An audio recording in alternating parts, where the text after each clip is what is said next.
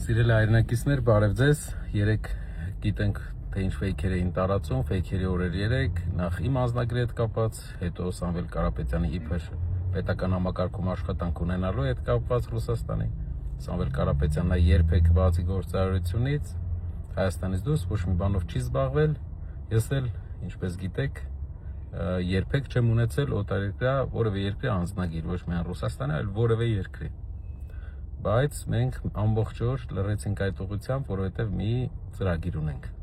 Բոլոր այն մարդիկ, ովքեր Սամվել Կարապետյանի մասին այդ ֆեյք տերվյալը տարածեցին իրենց անունից, նրանց դեմ հայցադիմում են ներկայացվելու դատական, բայց իրենց պես չէ, որ մարդկանց տանեն